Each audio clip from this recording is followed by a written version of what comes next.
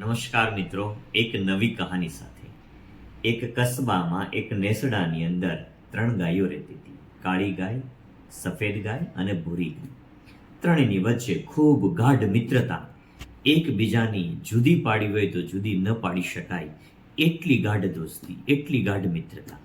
બાજુના જંગલમાં સાથે ત્રણેય ગાયો ચરવા માટે જાય, ફરી પાછી કસ્બાની અંદર નેસડાની અંદર સાથે આવે. એ જંગલની અંદર એક સિંહ પણ રહેતો. એ સિંહે ઘણી બધી વખત આ ગાયો ઉપર શિકાર કરવાનું વિચાર્યું, હુમલો કરવાનું વિચાર્યું.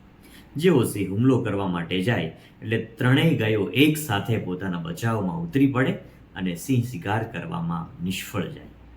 હવે આમ કરતાં કરતાં ઘણો સમય જાય પણ સિંહ શિકાર કરવામાં સફળ થતો નથી. એટલે સિંહે વિચાર્યું કે આમ ને આમ જો આ બધા જંગલના પ્રાણીઓ મારાથી ડરશે નહીં તો આ જંગલની અંદર સિંહ તરીકેનો મારો ડર આ પ્રાણીઓમાંથી કાયમને માટે જતો રહેશે.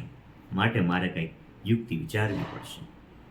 એટલે મનોમન છે વિચારી અને પેલી ત્રણેય જે ગાયો હતી, સફેદ ગાય, કાળી ગાય અને ભૂરી ગાય, એમાંથી ધીમે ધીમે સિંહ પેલી ભૂરી ગાયની નજીક આવવા લાગે.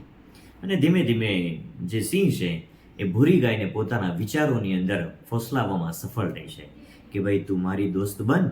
પેલી ભૂરી ગાયને એવું કહે કે કાળી ગાય તો તારા વિશે આવું વિચારતી હતી, સફેદ ગાય તારા વિશે આવું વિચારતી હતી. એટલે ખરાબ એમના વિશે કહી અને ભૂરી ગાયને સિંહ પોતાની તરફ આકર્ષવા લાગ્યો. એટલે ધીમે ધીમે ભૂરી ગાયને એવું થયું કે સફેદ ગાય અને કાળી ગાય મારા વિશે આવું વિચારતી હશે. અને પેલી બાજુ છે એ ભૂરી ગાયને સિંહ એવા પ્રલોભનો, એવી લાલચ આપે છે કે આખિરકાર ભૂરી ગાય છે એ સિંહની વાતની અંદર ફસાવા લાગી. અને એ પોતે ભૂરી ગાય જે છે એ પોતાની જાતને જંગલની મહારાણી સમજવા લાગી. એટલે ધીમે ધીમે એ પેલી બંને ગાયો છે, કાળી ગાય અને ભૂરી ગાય, એમનાથી પોતે દૂરી બનાવવા લાગે.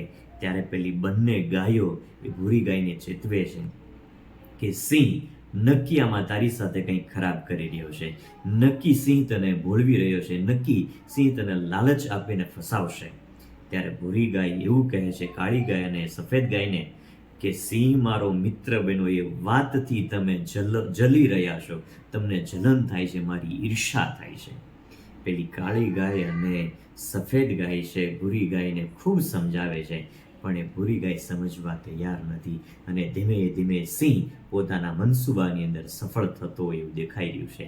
આમ કરતાં કરતાં એક દિવસ છે એ ગાઢ જંગલની અંદર ખૂબ ઊંડે એ ભૂરી ગાયને સિંહ પોતાની સાથે લઈ જાય છે.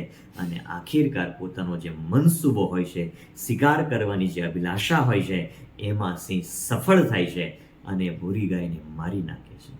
દોસ્તો, આવું જ આપણા લાઈફમાં, આપણા જીવનમાં આપણી સાથે ન બને એનું ખાસ ધ્યાન રાખજો. તમારી દોસ્તીને, તમારા પરિવારને, તમારી એકતાને, તમારા સંગઠનોને કોઈ તોડવાની જો કોશિશ કરતા હોય તો એમના મનસૂબાને ક્યારેય સફળ ન થવા દેતા.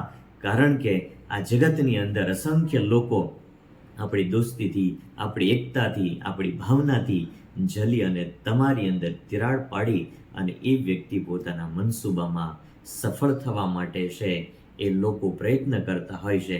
તો આવો આપણે એક બનીએ, નેક બનીએ અને ખરાબ લોકોના મનસૂબાને ક્યારેય સફળ ન થવા દઈએ. અજય ગાંગાણીના રાધે.